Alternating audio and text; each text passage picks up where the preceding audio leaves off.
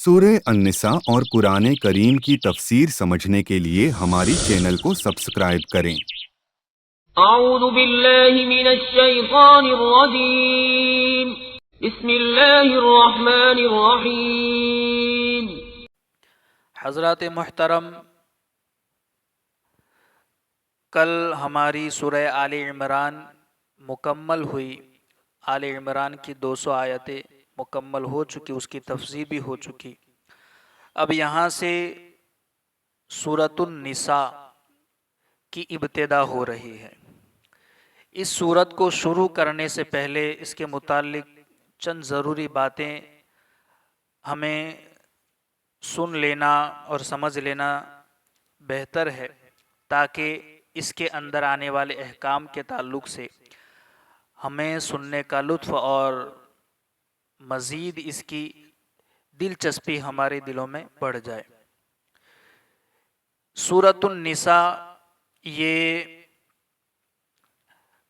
ترتیب کے اعتبار سے تو چوتھی سورت ہے قرآن کے اندر، مگر نازل ہونے کے اعتبار سے یہ سورہ ممتحنہ کے بعد نازل ہوئی ہے۔ اور یہ نازل ہونے کا اس کا مقام جو ہے، یعنی یہ سورت کہاں نازل ہوئی، مکہ میں نازل ہوئی یا مدینے میں نازل ہوئی، تو اس اعتبار سے یہ سورت نازل ہونے کے اعتبار سے اس کا مقام جو ہے وہ مدینہ منورہ ہے۔ مدینہ منورہ کے اندر نازل ہوئی۔ کب نازل ہوئی؟ تو غالباً 3 ہجری کے اندر یہ سورت نازل ہوئی۔ تو اس کے اندر 176 آیتیں ہیں، 24 رکوع ہیں اور 3045 کلمے ہیں اور 16030 حروف ہیں اس سورت کے اندر۔ اس کا نام سورۃ النساء کیوں ہے؟ اس کی بھی ایک وجہ ہے کہ اس سورت کے اندر عورتوں کے متعلق احکامات بتائے گئے ہیں، عورتوں کے متعلق احکامات کا اس میں بیان ہے، اسی لیے اس کو سورۃ النساء کہا جاتا ہے۔ نساء کا معنی ہوتا ہے عورت، تو اس لیے اس کا نام سورۃ النساء ہے۔ اس کے فضائل کے حوالے سے چند روایتیں ہیں، آپ سماعت فرما لیں کہ سورہ نساء کی ایک آیت مبارکہ کے بارے میں حضرت عبداللہ ابن مسعود رضی اللہ تعالی عنہ فرماتے ہیں کہ نبی کریم صلی اللہ تعالی علیہ وسلم نے مجھ سے ارشاد فرمایا۔ حضرت عبداللہ ابن مسعود کہتے ہیں کہ حضور نے مجھے حکم دیا، ارشاد فرمایا، مجھے قرآن مجید پڑھ کر سناؤ۔ سرکار نے کہا مجھے قرآن سناؤ، تو میں نے عرض کی یا رسول اللہ علیہ الصلاۃ والسلام، میں آپ کو پڑھ کر سناؤں؟ حالانکہ یہ تو آپ پر نازل فرمایا گیا ہے، میں آپ کو پڑھ کر سناؤں؟ قرآن تو وہ کتاب ہے جو آپ پر نازل ہوئی ہے۔ تو سرکار نے ارشاد فرمایا ہاں تم پڑھ کر سناؤ۔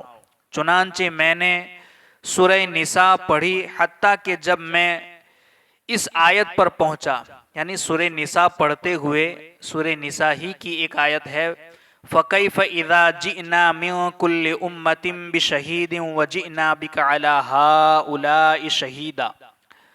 یہ سورہ نساء کی آیت نمبر 41 ہے، یعنی میں پڑھتے ہوئے اس آیت تک پہنچا، جس کا مطلب یہ ہے کہ تو کیسا حال ہوگا جب ہم ہر امت میں سے ایک گواہ لائیں گے۔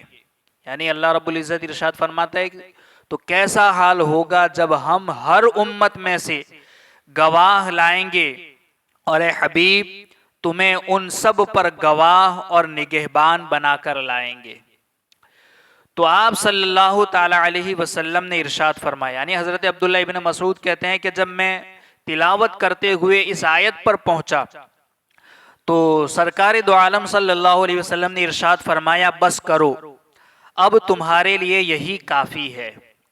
میں حضور پرنور صلی اللہ تعالی علیہ وسلم کی طرف متوجہ ہوا تو دیکھا کہ آپ کی مبارک آنکھوں سے آنسو روا تھے، یعنی آنسو جاری تھے، سرکار صلی اللہ تعالی علیہ وسلم رو رہے تھے۔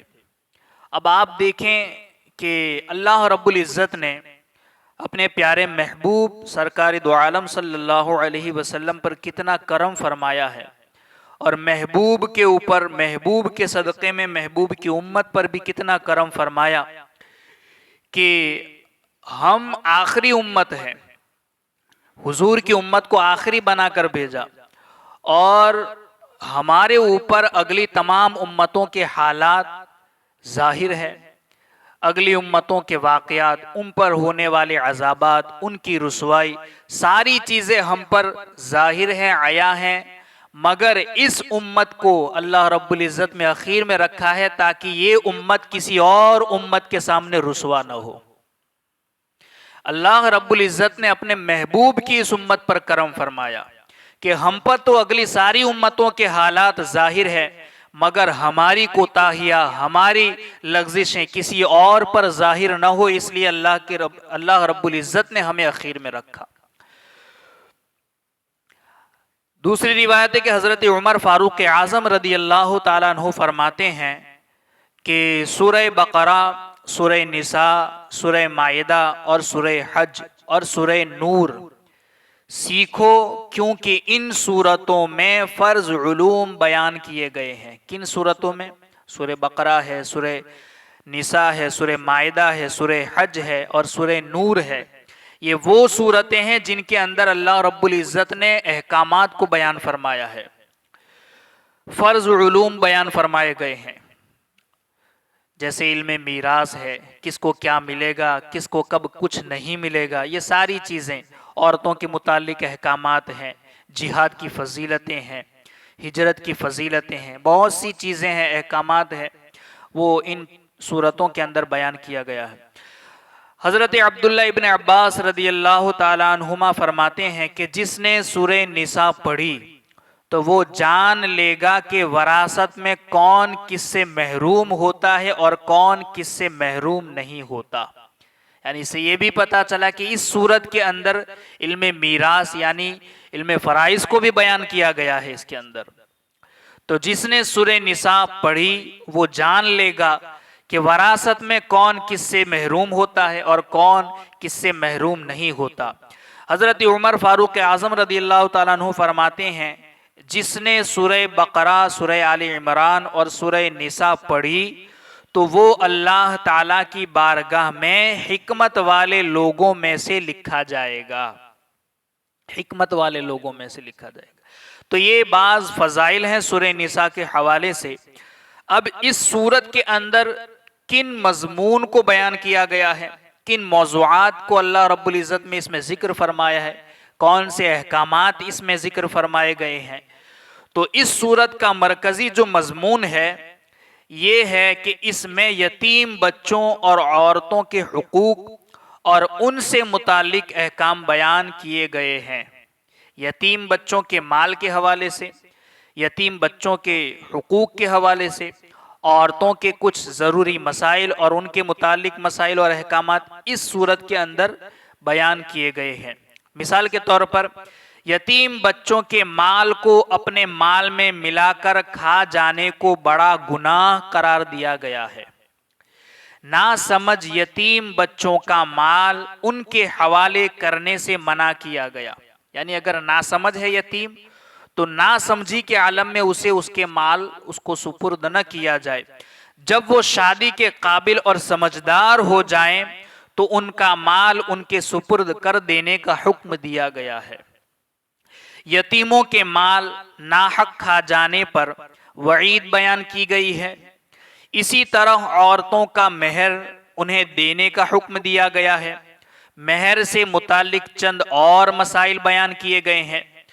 میراث کے مال میں عورتوں کے باقاعدہ حصے مقرر کیے گئے ہیں کہ علم میراث وراثت میں عورتوں کا کیا حق ہوگا، چھوڑی ہوئی ملکت میں سے اسے کیا ملے گا کیا نہیں ملے گا، اس کے باقاعدہ حصے مقرر کیے گئے ہیں۔ اس کے اندر ان عورتوں کا ذکر کیا گیا جن سے نسب، رضاعت اور مصاہرت کی وجہ سے ہمیشہ کے لیے نکاح حرام ہو جاتا ہے، یعنی نسب کی وجہ سے، کسی رشتے کی وجہ سے یا رضاعت کی وجہ سے کسی عورت سے نکاح حرام ہو جاتا ہے، وہ سارے مسائل اس صورت کے اندر بیان کیے گئے ہیں۔ اور جن عورتوں سے کسی سبب کی وجہ سے عارضی طور پر نکاح حرام ہے یہ بھی اس کے اندر بیان کیا گیا ہے۔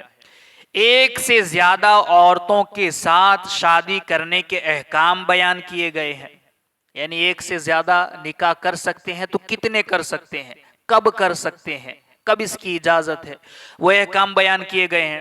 نافرمان عورت کی اصلاح کا طریقہ ذکر کیا گیا ہے۔ اگر کوئی عورت نافرمان ہے شوہر کی تو اس کی اصلاح کیسی کرنی ہے، اس کا طریقہ اس میں بیان کیا گیا ہے۔ اس کے علاوہ سورہ نساء میں یہ مضامین بیان ہوئے ہیں، جیسے نمبر 1، یہ ساری چیزیں مجموعی طور پر بیان تو ہوئی ہے، مگر اس کے علاوہ بھی دوسرے احکامات اس صورت میں بیان کیے گئے، جیسے کہ والدین، رشتہ داروں، یتیموں، مسکینوں، قریبی اور دور کے پڑوسیوں، مسافروں، لونڈی اور غلاموں کے ساتھ حسن سلوک اور بھلائی کرنے کا حکم دیا گیا ہے۔ اسی طریقے سے میراث کے احکام تفصیل کے ساتھ اسی میں بیان کیے گئے ہیں۔ تیسرے نمبر پر ہے کہ کن لوگوں کی توبہ مقبول ہے اور کن کی توبہ قبول نہیں ہوتی، یہ اس میں بیان کیا گیا ہے۔ شوہر بیوی کے ایک دوسرے پر حقوق کیا ہے، ازدواجی زندگی کے رہنما اصول بیان کیے گئے ہیں۔ مال اور خون میں مسلمانوں کے اجتماعی معاملات کے احکام اس میں بیان کیے گئے ہیں، مال میں، خون کے اور مسلمانوں کی اجتماعی حالات۔ نمبر 6، کبیرہ گناہوں سے بچنے کی فضیلت بیان کی گئی ہے۔ بڑے گناہ کیا ہے، کبیرہ گناہ کیا ہے اور ان سے بچنے پر کیا فضیلتیں ہیں، وہ اس میں بیان کیا گیا ہے۔ حسد سے بچنے کا حکم دیا گیا، نیز تکبر، بخل، ریاکاری کی مذمت بھی اس کے اندر بیان کی گئی ہے۔ جہاد کے بارے میں احکامات بیان کیے گئے ہیں، قاتل کے بارے میں احکامات، ہجرت کے بارے میں احکامات، نماز خوف کا طریقہ بھی اس میں بیان کیا گیا ہے۔ نیک اعمال کرنے اور گناہوں سے توبہ کرنے کی تلقین اس میں کی گئی ہے۔ اخلاقی اور ملکی معاملات کے اصول اور جنگ کے بعض احکامات بیان کیے گئے ہیں۔ منافقوں، عیسائیوں اور بطور خاص یہودیوں کے خطرات سے مسلمانوں کو آگاہ کیا گیا ہے۔ یہ بہت قابل توجہ بات ہے کہ منافقوں، عیسائیوں اور بطور خاص یہودیوں کے خطرات سے مسلمانوں کو آگاہ کیا گیا ہے۔ اور اس سورت کے اخیر میں حضرت عیسیٰ علیہ السلام کے بارے میں عیسائیوں کے گمراہیوں کا ذکر کیا گیا، یعنی عیسائیوں نے جو برے عقیدے گھڑ لیے ہیں حضرت عیسیٰ علیہ السلام کے تعلق سے، ان کا بھی اس میں آخر میں ذکر کیا گیا ہے۔ اب اس سورت کا سورہ آل عمران سے کیا تعلق ہے، اس کی مناسبت کیا ہے کہ یہ سورہ آل عمران ہی کے بعد رکھی گئی، تو اس کی چند مناسبت بھی ہے، جیسا کہ سورہ نساء کی اپنے سے ماقبل سورت یعنی کہ سورہ آل عمران کے ساتھ کئی طرح سے مناسبت ہے۔ جیسے سورہ آل عمران کے اخیر میں مسلمانوں کو تقوی اور پرہیزگاری اختیار کرنے کا حکم دیا گیا تھا، جیسا کہ آخر کی آیتوں میں تقوی اور پرہیزگاری، اللہ سے ڈرنے کا حکم، تقوی اختیار کرنے اور متقی لوگوں کے انعامات کا ذکر تھا۔ اسی طریقے سے سورہ نساء کے ابتدا میں تمام لوگوں کو اس چیز کا حکم دیا گیا، یعنی تقوی اور پرہیزگاری کا، تو اس اعتبار سے بھی اس کے ساتھ مناسبت ہے۔ سورہ آل عمران میں غزوہ احد کا واقعہ تفصیل کے ساتھ بیان کیا گیا تھا۔ اس سورت کی آیت نمبر 88 کے اندر غزوہ احد کا ذکر موجود ہے، تو اس اعتبار سے غزوہ احد کے ذکر کے حوالے سے بھی ان دونوں میں مناسبت ہے۔ سورہ آل عمران میں غزوہ احد کے بعد ہونے والے غزوہ حمراء الاسد کا ذکر ہے، تو اس سورت میں اس کی آیت نمبر 104 میں بھی اسی غزوے کی طرف اشارہ کیا گیا ہے، جیسا کہ سورہ آل عمران میں تھا۔ دونوں سورتوں میں یہودیوں، عیسائیوں کے حضرت عیسیٰ علیہ السلام کے بارے میں باطل نظریات کا رد کیا گیا ہے، یعنی سورہ آل عمران میں بھی ان کا رد تھا اور اس سورت کے اخیر میں بھی اللہ رب العزت نے عیسائیوں اور یہودیوں کے باطل نظریات کا رد فرمایا ہے۔ تو یہ چند طرح کی مناسبت تھی جو سورہ نساء کی اپنے سے ماقبل والی سورت یعنی کہ سورہ آل عمران کے ساتھ مناسبت کی وجہ سے اسے اس کے بعد رکھا گیا ہے۔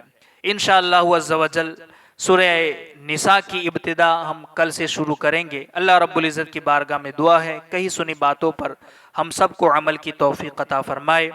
وآخر دعوانا ان الحمد للہ رب العالمین۔